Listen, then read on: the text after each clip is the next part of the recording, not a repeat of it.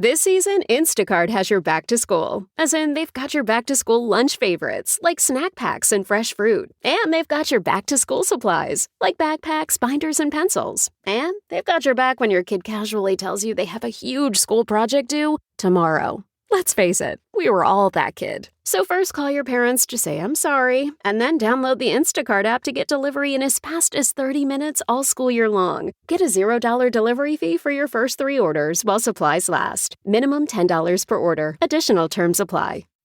Have you ever covered a carpet stain with a rug? Ignored a leaky faucet? Pretended your half-painted living room is supposed to look like that? Well, you're not alone. We've all got unfinished home projects. But there's an easier way. Thumbtack is the app that makes it easier to care for your home. Pull out your phone and in just a few taps, search, chat, and book highly rated pros right in your neighborhood. Download Thumbtack and start caring for your home the easier way. Congratulations! You've connected with the Pulpit Perspectives podcast. Join Reverend Doctor Kent Lundy as he connects with pastors where they preach, literally at the pulpit of their church. It's a point of view with purpose and personality that informs and inspires with real-life stories from great preachers you need to know. Your host is Reverend Dr. Kent Lundy. Let's join Kent at a pulpit with a fresh perspective from his guest preacher. Well, welcome to Pulpit Perspectives podcast. I'm Reverend Dr. Kent Lundy. Pulpit Perspectives podcast exists to create connections among clergy and their congregations. And I'm standing literally at the pulpit in Warsaw, Trinity United Methodist Church's sanctuary, a beautiful sanctuary, incredible woodwork. Wow, what a gift. But I'm sharing this space with Pastor Andrea Texeira. So welcome. Thank you so much. I'm honored to be a part of this. Well, glad to have you. So what are you celebrating? We are celebrating. So you didn't get to see it because you came in a different door. Over the last year, we spent a lot of time putting in a new lift because our church was not truly handicap accessible. There was a ramp out front. It was not ADA compliant. And most of our congregation could not access any activities that we would have had in the fellowship hall. They've been talking about how to fix this for a very long time. And in the last year, we finally got it done. And so we're actually planning a party for March 16th to have a lift dedication and have snacks and treats downstairs so that everybody can take a ride on the new lift. And we're going to name it and everything. So wow, we're having ourselves a ball. Sounds like a very, very uplifting experience. See Yes, what I did there? I love it. So who inspired your call to ministry? Oh, that's a fun question. See, sorry, that took me a minute to wander backwards through time. That would have to be Reverend Ann Glass. When I was in college, she and Reverend Mark Dickin were the pastors at my home church. And if I'm recalling correctly, she was the first woman I had seen in the pulpit. And she also would randomly burst into song in the midst of, around, near her sermons. And that was just a complete perspective shift. It didn't really start there, but then when I went into ministry as a musician, and the longer I was there, the more apparent it became that I enjoyed the developing worship. And then it became I enjoyed teaching. And then it became apparent that the speaking was not the issue I used to think it was. And at some point I stopped saying, well, but my call is to be a worship musician, and sat down and said, okay, fine. What does this look like for Andrea to transition to becoming then the pastor instead of the worship musician? Here we are. Here we are. Awesome. Well, thank you for naming those two. Yes. All right. So what do you do for fun? For fun? I'm a geek. If you listen to any of my sermons, that becomes very quickly apparent. love Star Wars and the Lord of the Rings, that whole fantasy genre, both movies and the books. I read. I love reading.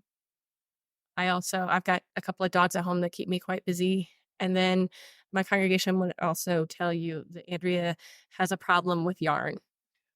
I started a yarn group nearly immediately upon coming here. There's still yarn everywhere. Yarn everywhere. Yarn everywhere. That could be a store that you could open in retirement. Why, yes. Yarn I had everywhere. thought about it. Mhm. I like it. Okay. So what's your one go-to Bible verse? For me personally, Jeremiah 29:11, where I know the plans I have for you, plans to prosper you and not to harm you, plans for a hope and a future. Because that, no matter what's going on in my life, and I can kind of come at that from 1,000 different directions, whether things are going really awesome, things are going not so awesome, when things are going terrible, I can dig in and stand on that.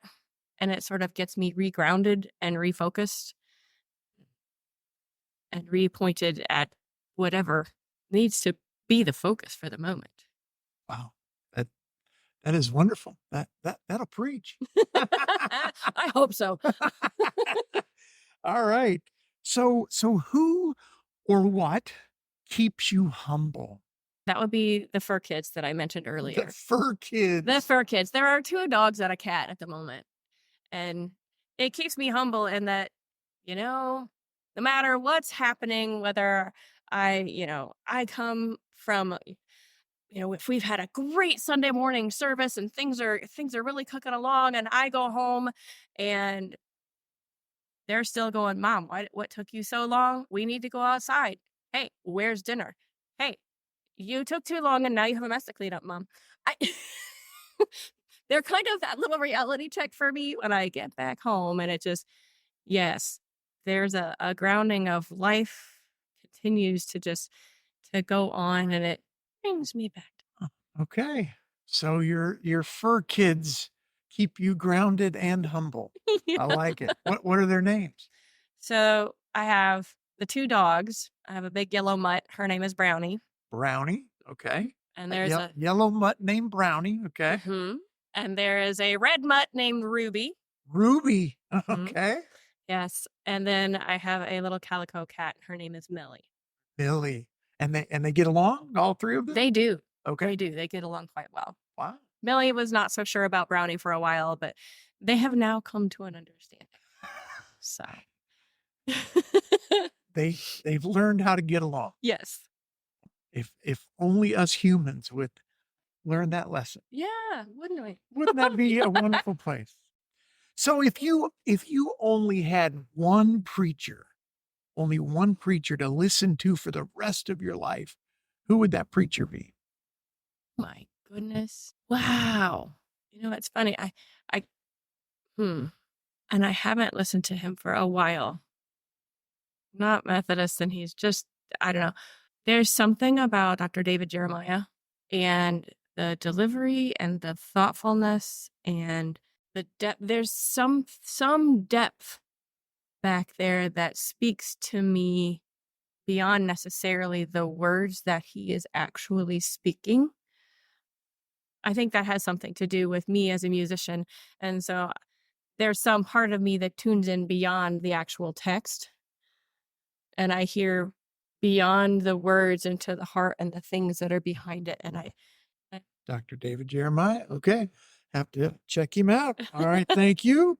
So who are you, Mary or Martha? Wow. I think I'm Martha. There are things to be done. Are you a to-do checklist kind of person? I am. There's in my backpack, not a full spiral notebook. That's overwhelming, but those kind of half legal size things, the spiral at the top. I lovingly call it my perpetual list. And I write stuff on there and then cross it off. And there's no due dates on it unless there's something that actually has a due date. Yeah, I think I'm a Martha. I have the list to check the things off and Now, they don't necessarily happen in order. No, don't but have to be. but Life doesn't happen in order. Yeah. So Yeah. that's okay. Okay, Martha, got it. Mhm. But this world would not be as good as it is without Marthas. So thank you, Marthas. So, okay, pretend with me for a minute. Okay. You're going axe throwing. Okay. Who from the Bible are you taking along to go axe throwing with? Okay, so do I want to win with axe throwing, or do I want somebody that can help me be better? If I want somebody that can help me be better, I'm taking King David. King David. I am taking David with me. Okay. The man is accurate with a stone. Okay. So So I need training. You're picturing that he can he could be my coach you Mm-hmm. to hit the target with your axe every time. Yes. Okay. Yeah. I told you I was a geek. See, my next thought was, well, if I want to win, I'm taking a stormtrooper, but that's not biblical. Because they miss everything. They miss everything. Okay. So who's the biblical stormtrooper? Who is the biblical stormtrooper? Name me a biblical stormtrooper. Man. Well, maybe it's Peter. He verbally misses the mark because he speaks first and then's like, hey, wait a minute. Because he shoots first with his mouth and, he thinks with his mouth. And misses the mark. And sometimes misses the mark. Sometimes he's dead on. Yeah, He's the first one to identify Jesus as the Messiah. But sometimes you look at him and go, what? Think first, Peter. Think first. So you're thinking that he would just be all over the place with his axe. Yeah. And it wouldn't even be a contest. Yeah. You would whoop him. You'd whoop Peter at axe throwing, is what I hear you saying. Maybe. He's a fisherman, so if he's a little stronger, Andy has to work out a little first. Well, but David would have coached you so that you were ready to take on Peter. And yes. It wouldn't be a contest. There you go. Peter would just go home ashamed. He would come up without thinking and just whip that thing. Yeah. He would go home asking for King David's business card for axe throwing coaching. Yes, he would. Okay, got it. What's your favorite church season? Ooh, I think Advent, because I love how very much there's the duality of in the anticipation, the thinking backwards, and the anticipation of the coming of the Christ child. But then at the same time, we are anticipating the second coming of Christ and the coming of our King at the end of all things, whenever that is. And I love that kind of both and being in both places at the same time and finding the funky balance in that. The funky balance. I like it. That could be a whole theme of Advent some years. Yeah. Just finding the funky balance. Just have a seesaw up front. Right. Where are we today? No, because it's not the perfect balance. No. It's the funky balance. It's a funky balance. The funky balance. I would listen to that sermon series. So what do you hope your fellow clergy know? About. Yes. What do you hope your fellow clergy know? I would hope that my fellow clergy, they know they are loved, even in the hard seasons, and that there are ways and places to get together for mutual support, for laughter, for training, for simply being able to speak our own lives in a place together. I'm blessed that here in Warsaw, I have a clergy group that is like that. We meet roughly once a month, but we have an ongoing text string where we are very supportive of each other in whatever things that are going on in our own personal lives and sometimes in our church lives too. We would hope that it would know that that it's possible to seek that out, because this calling to be clergy, it's not an easy one, but it is definitely a calling, and it is a worthy one. Just maybe. Okay. Bless you. There you go. Sorry. I've been fighting all morning with a cat. Allergic to my cat. I love her very much, but I'm allergic to her. Yeah. Yeah, we've been called. Jesus has called us to this profession, and we are not necessarily called to be, the lone wolf soldier out by ourselves, not out there alone. That is a powerful blessing to bestow upon your clergy colleagues. I like it. Thank you. Thank you. Last question. Sure. You only get 3 words, and I'm going to hold you to that. 3 words, only 3 words. Okay. And I'm going to count them. 3 words that come to mind when you think about the rest of your time at Warsaw Trinity United Methodist Church. So I'm not saying that's going to be anytime soon, but I'm just saying when you think about your future under appointment at this church, what are the 3 words that come to mind? Family, missional, fun. Family, missional, and fun. FMF. I like it. Family, missional, and fun. Well, Andrea, I hope that you live into that reality here So much. at Warsaw Trinity United Methodist Church. Thank you for standing with me in your awesome pulpit here in the sanctuary and sharing this time. And I have to say to the listeners that the entire time we've been talking, Andrea's been drinking her tea out of a mug that looks to me like it could be a 5-gallon bucket. It is a huge Wonder Woman mug that just, if you're ever in the area, stop by and you've got, of course, say hello to Andrea first, but yes. then a quick second is show me your Wonder Woman tea mug. I love it. Thank you so much for having me. You're welcome. And I will always have this nearby. Well, friends, this has been Pulpit Perspectives podcast, an opportunity for clergy to connect to each other and congregations to connect as well. If you want to know more about the exciting things happening in the North District, would encourage you to like the North District Facebook page, and also you can find more on inumc.org. That's the conference website for the Indiana Conference, and you can search the North District. So this is the Pulpit Perspective podcast signing off for now. There you have it, a fresh perspective from the pulpit with a great preacher. You know you want to hear more. You can do just that by connecting with Pulpit Perspectives with Reverend Doctor Kent Lundy on Apple Podcast and Spotify, where you can like and follow the podcast. What's more, you can spread the good news about Pulpit Perspectives in your church and with your neighbors. Plan now on joining Kent at the pulpit, where you'll meet another great preacher on Pulpit Perspectives.